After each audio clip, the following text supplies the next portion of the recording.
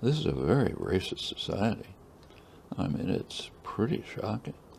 And what has happened in the last roughly 30 years with regard to African Americans actually is very similar to what Baptist describes in the late 19th century. Remember what happened. The constitutional amendments during and after the Civil War were supposed to free African American slaves. It did something for about 10 years. Then there was a North-South Compact, which essentially granted the former slave-owning states the right to do whatever they wanted. And what they did was criminalize black life in all kinds of ways. That created a kind of a slave force. In fact, one of the most interesting books on it, Douglas Blackmon's, is called Worse Than Slavery or something like that. It threw mostly black males, but also women, into jail, where they become a perfect labor force, much better than slaves. If you're a slave owner, you have to you have to keep your capital alive. If the state does it for you, it's terrific. No strikes, no disobedience, perfect labor force. A lot of the American Industrial Revolution in the late 19th, early 20th century is based on that. Actually, it pretty much lasted until the Second World War, when there was a need for what's called free labor in the war industry.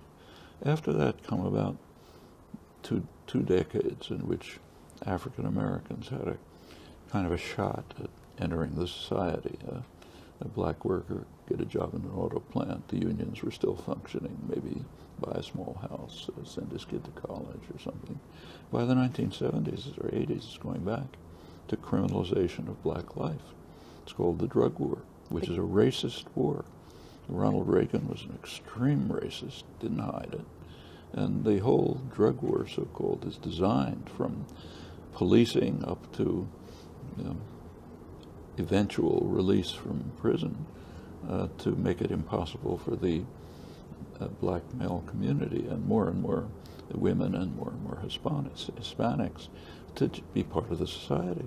In fact, if you look at American history, the first slaves came in 1619.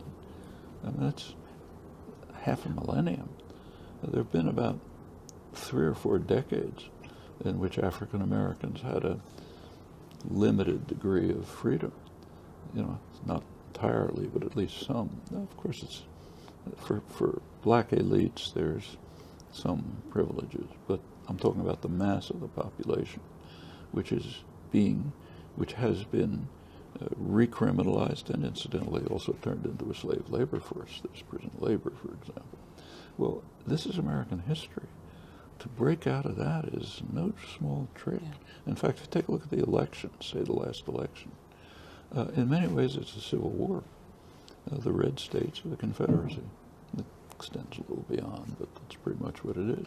80% of prisons are found in Republican districts. And of course, this is a real battle. If you look at the 13th Amendment says no man can be held under enslavement or involuntary servitude except for conviction.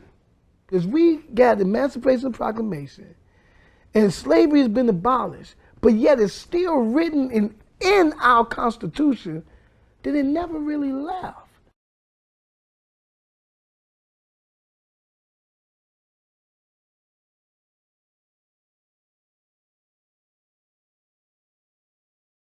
Melanin is an alkaloid. The chemical structure of melanin is an alkaloid, and it is similar to the chemical structure of other alkaloids, which are heroin, cocaine, and marijuana. And the other important aspect of this is because of the fact that melanin is an alkaloid, it binds to other alkaloids. So black folk who smoke crack or do cocaine, heroin, or marijuana are inclined to get higher faster and have a more intense high because of the alkaloid in the melanin binds to the alkaloid in that drug, which consequently means that people of African ancestry are going to become addicted faster and have a more difficult time trying to kick those drugs. It wasn't just crack cocaine that came into the Black and Latino areas. It was a way of life that came into the areas that replaced another way of life. Let me go back a little bit. Just before the crack cocaine way of life, you had the cocaine way of life. You know, not to call any names, but the pinnacle is Studio 54, where you know, this 70s New York City nightlife, where cocaine is everywhere and flagrant.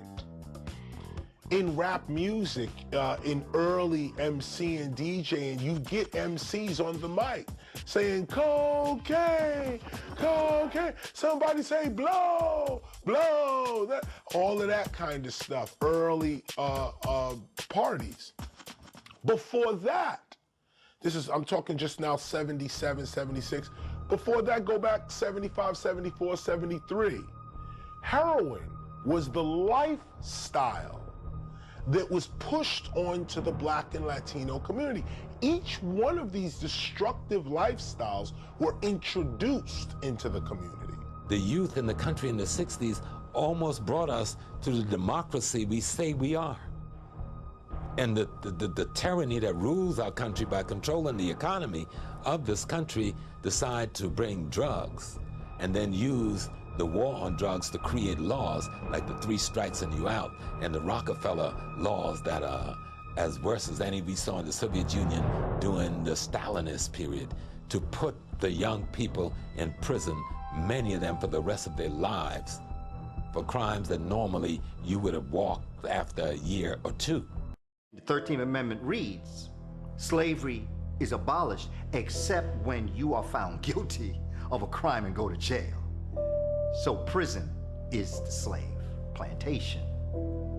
And look at all the things that are denied you in jail is the same thing that were denied Africans on the plantation. Slavery still is very much alive.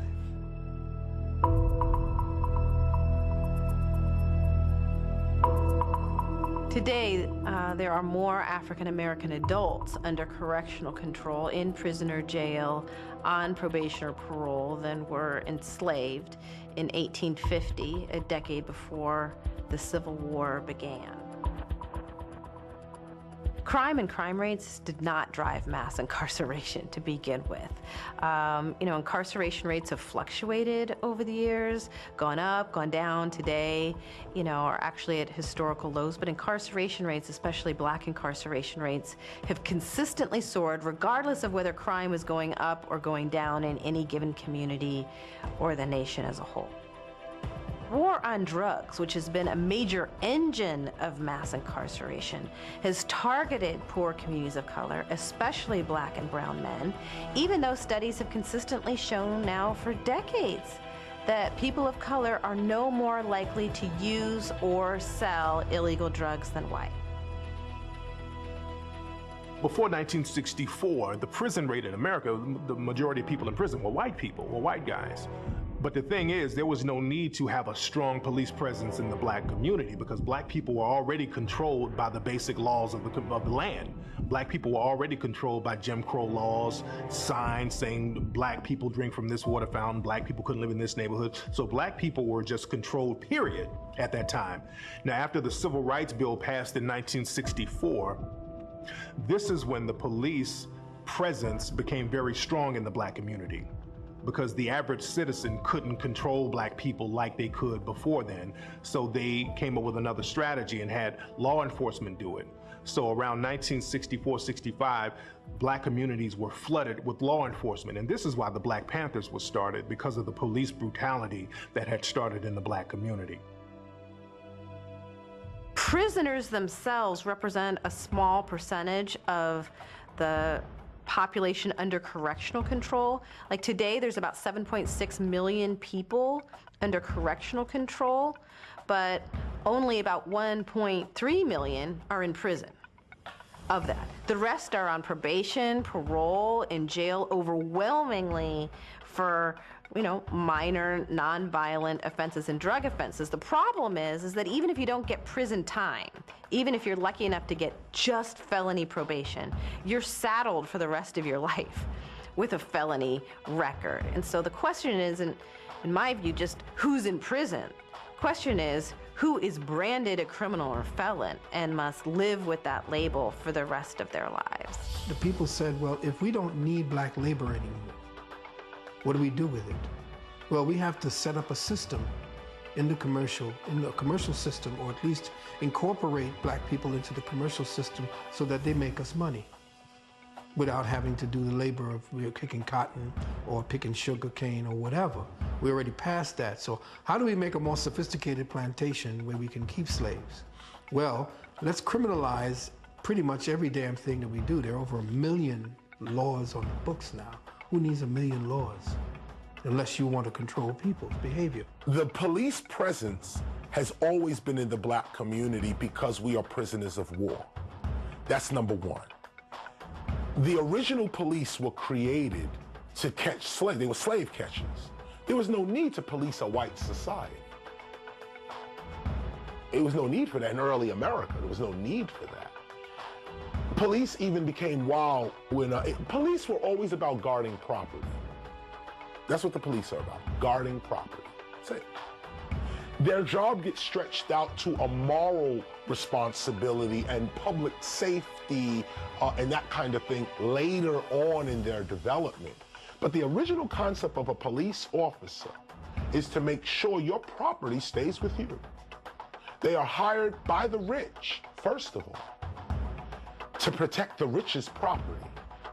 People of all races who are jobless, especially chronically jobless, are more likely to be violent than those who are not. And ghettoized communities are areas of concentrated poverty and joblessness. So it's not a surprise that there are higher rates of violent crime, and this idea that there's something especially wrong with black men that makes them more likely to be violent, or especially wrong with black culture that leads to high rates of violence, is just disproved by all of the available evidence.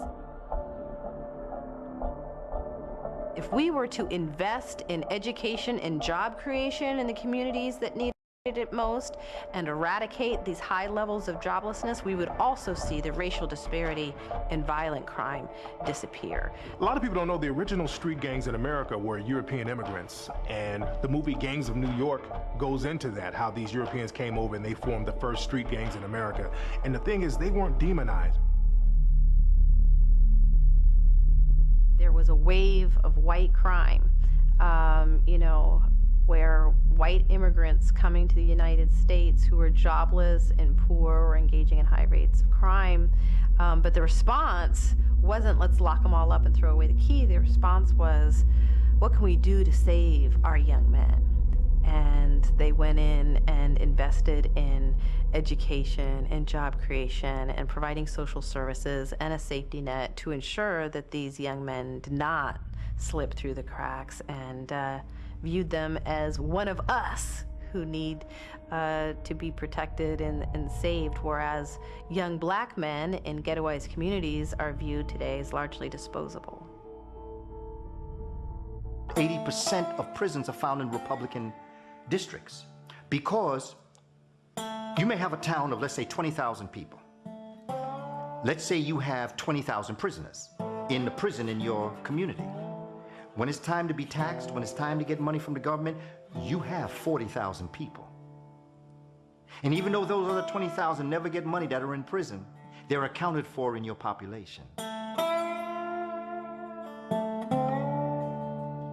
There's extraordinary amount of money being made off of mass incarceration today. I mean, part of it is private prisons, which are making their money, from caging human beings quite directly, but there's also a range of other private corporate interests that are profiting from the prison industry today. Private phone companies that charge prisoners and their families exorbitant rates just to place phone calls and remain in touch with loved ones, tasing laser gun manufacturers, private healthcare providers that provide typically abysmal healthcare to people behind bars, have secured very lucrative contracts, and then, there's private corporations that are now using prison labor, rather than shipping jobs overseas, are actually using prison labor, paying them far less than minimum wage. Many of these furnitures we see in all the state offices and stuff, they're made by brothers and sisters in prison. They try to make it seem like it's just license plate. It's a lot more than that. Then all of them are located in areas where they're farms, and almost all of them are loaned out to work these farms, where they're getting only pennies a day. Slavery. Recently, Whole Foods got caught using prison labor. Whole Foods, that store that likes to pretend it's Jesus Christ or something. It's just so good for humanity, right? Yeah, they got caught selling products made by companies who use prison labor to increase their margins by paying prisoners to work for pennies if they pay them at all. When the news hit, everyone was just shocked that such a wonderful corporation like Whole Foods could be involved in such dirty business.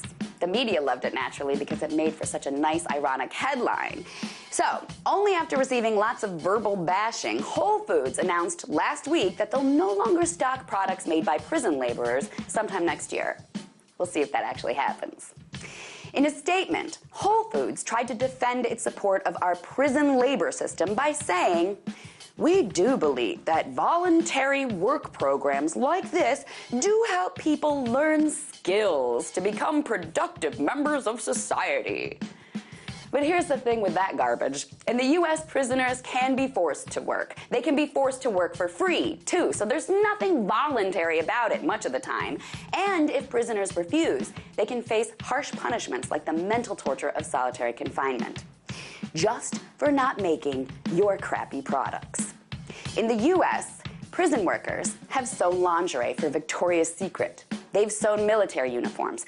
They've made clothes sold at JCPenney. They've made your blue jeans, your hats, your t-shirts. They've made millions and millions of dollars worth of clothing. They've worked on farms. They've shrink-wrapped your software. They've worked in call centers. They've made your kids' desks at schools. They've made Braille books for the blind. They've made your park benches. They've made canoes. They've made your filing cabinets. They've made holsters for all those police guns out there. That's a lot of holsters. They've worked on construction crews. They've worked for Honda and Ford, helping to make cars. They've packaged goods sold at such Jesus-like establishments as Whole Foods. These are only the corporations that have gotten caught. You can be sure there are many more. But do people care whether or not their panties or organic tilapia were made or packaged in a prison? No! They only care if it's organic. They only care if it's green. They only care about what's trendy to care about. Hence, everyone treating Whole Foods like Jesus. It's not trendy to care about whether or not your products are made by prisoners. Many of these agencies get rewarded in cash by the millions for the sheer numbers of people swept in for drug offenses, which helps to explain why so many law enforcement agencies go out looking for the so-called low-hanging fruit, stopping, frisking, searching as many people as possible in the hopes of boosting their numbers up and continuing to qualify for funding. Anytime you can put your prison on the stock market, it means you already have a methodology to guarantee the commodity, and the commodity is the imprisoned young black man and woman. You're given a number, and you're warehoused in this cell, and you become a warehouse receipt. So more jails are kept up because the warehouse receipts, and if you don't have anybody in jail, you're not making any money. So you need to keep the jails filled in order for those warehouse receipts to be traded on Wall Street and the insurance companies to be making money each time. Drug markets, much like American society generally, are fairly segregated by race. Black folks typically sell to black folks, Latinos to each other. Drug markets are even segregated by class. University students sell to each other. Drug dealing happens in every community of all colors, but those who do time for drug crime are overwhelmingly black and brown. President Richard Nixon was the first to coin the term a war on drugs, but it was President Ronald Reagan, really, who turned that rhetorical war into a literal one. And he declared his drug war in 1982, actually a couple of years before crack first began to ravage inner city communities and become a media sensation. The media frenzy around crack cocaine didn't just happen. It was actually part of, a political campaign conducted by the Reagan administration to sensationalize crack use in inner city communities to boost public support for a drug war they had already declared and persuade Congress to devote millions more dollars to waging it. After crack became a media sensation, harsh mandatory minimum sentences started sailing through Congress, harsh mandatory minimum sentences for minor drug offenses, sentences larger than murderers receive in many other Western democracies.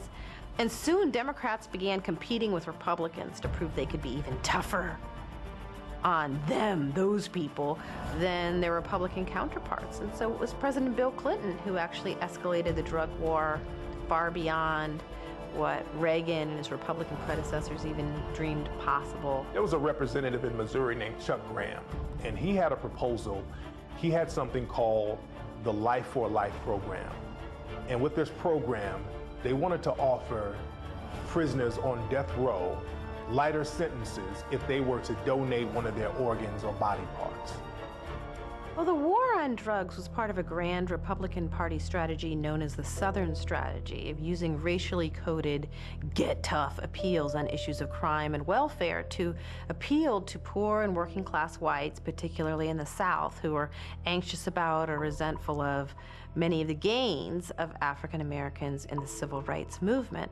And President Richard Nixon's former chief of staff, Haldeman, described the strategy this way, and I believe I'm recalling the quote correctly. He said, quote, "The whole problem is really the blacks. The key is to devise a system that recognizes this while not appearing to," end quote. The meth epidemic has been severe, and some have argued that the meth epidemic is actually far worse than what the crack epidemic was in terms of the harm that it caused. But there hasn't been any media frenzy associated with the meth epidemic. There has been an increase in the number of whites going to prison for drug offenses since the meth epidemic, but there hasn't been an all-out war waged against, people who are predominantly white, who use and sell meth. It doesn't matter how severe the racial disparities are, unless you can offer proof of conscious intentional bias tantamount to an admission of racial bias by a law enforcement official. You can't even state a claim for racial bias in the criminal justice system today, which presents a bit of a challenge since most law enforcement officials, like the rest of us, know better than to state our racial biases out loud. A police officer isn't going to say, "Yes, Your Honor, the reason I stopped him was, well, because he was black." People look at it as a civil rights violation, but it's really a human rights violation because it's criminal what they're doing to black people on a mass scale, criminalizing the image of black people and railroading them into a jail system really for profit. That's slavery, and that's a human rights issue, and black people need to start treating that as a human rights issue. So we shouldn't go to the courts here because the courts here are in cahoots with the private organizations that's railroading all of these black men into the prison system. So if black people are going to do anything, they need to take this fight to the world court, to the world stage. Well, I do think mass incarceration is a human rights issue, a human rights crisis. And there have been efforts to bring these issues to the United Nations and to international courts. And I think we should continue to do so. I do think we should avail ourselves of those tribunals and make more of an effort to educate people in other countries about the realities of what is going on in the United States. So many people around the world today think that the U.S. is the land of great racial equality, especially with the election of Barack Obama, and it's important for the other story to be told. Now, since this economy of America completely rests on free labor, after the Civil War, it was only a matter of time before it returned to that. Today, what has replaced the cotton fields are the U.S. prisons. Today, because this economy that has an overprivileged top level that produces nothing but has all the wealth, you have to compensate for the absence of any productivity among the super wealthy. So you have to have a bottom level that works for free. So in the prisons of the United States, which has more people incarcerated than any nation on the earth, and if you study this week's Final Call, you will begin to see the presence of political prisoners in the United States of America who are being held captive not for a crime, but because of their opposition to the policies of the U.S. government. But you have prisoners earning 23 cents an hour, and this is in U.S. federal prison, the better facilities. 23 cents an hour. Now, what do you think they're in there making? License plates? No, not at all. Let me tell you what they're in there making. They are manufacturing high-tech electronic components for Patriot Advanced Capability 3 missiles, anti-tank missiles, and other guided missile systems. The expanding use of prison industries, which pay slave wages, is one of the major means by which the U.S. economy is staying alive. Prison labor has no union protection, no overtime, no vacation, pensions, benefits, health, no safety protection. They're not making plates. They're making complex components for McDonnell Douglas Boeing 515 fighter aircraft, Bell Textron's Cobra helicopter. Prison labor, beloved, is producing night vision goggles, body armor, camouflage uniforms, radio communication devices, lighting systems, and components for 300-millimeter battleship anti-aircraft guns, electro-optical equipment for the BAE Systems Bradley Fighting Laser Range Fighter.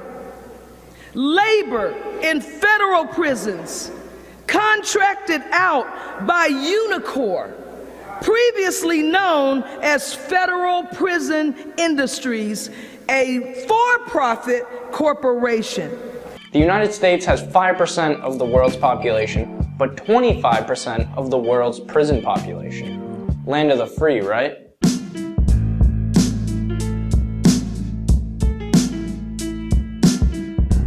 It would seem the statistics say otherwise. Since the official drug war President Nixon announced in the 70s, our prison population has grown over 700%. Recent estimates put our prison population to well over 2.4 million inmates. 50% of the federal prison inmates are for non-violent drug offenses. Is this making Americans safer, or is there an entire industry making money off of imprisoning human beings? It's estimated that nearly 1 million convicts fill the ranks of Unicor. Unicor being the government-owned corporation that handles the labor of inmates. It's no doubt that the federal government sees an opportunity in prison labor, as they have used Unicor to have $100 million worth of military uniforms made for as little as $2 an hour. The government has no problem using prison labor, and Unicor is estimated at raking in over $900 million a year.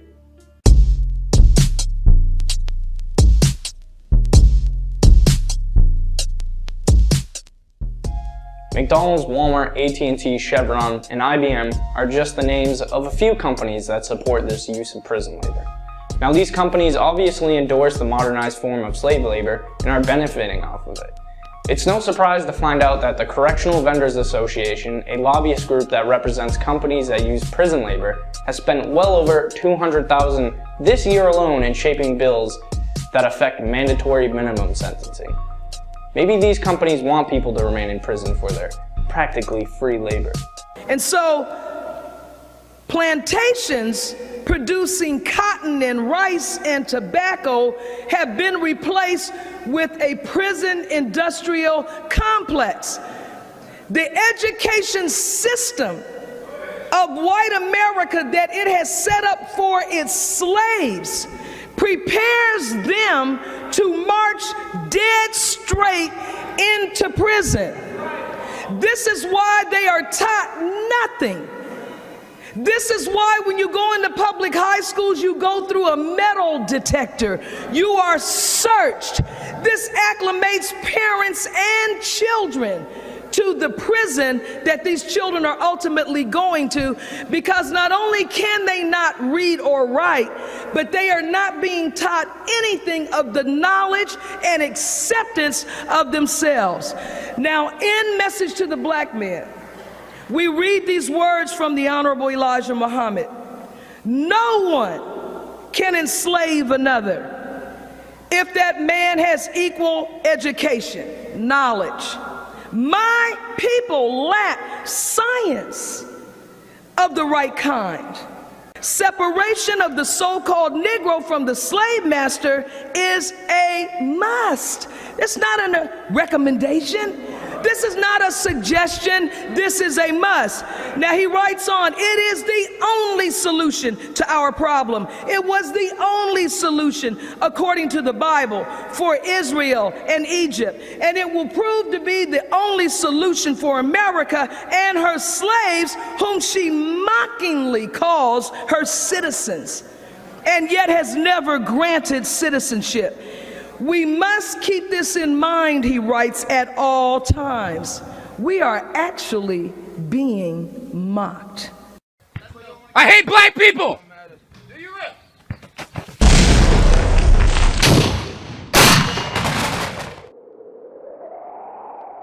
Look, let me just say something. What I'm gonna say next, a lot of y'all ain't gonna like, and I just want you to know from the bottom of my heart, I don't give a fuck.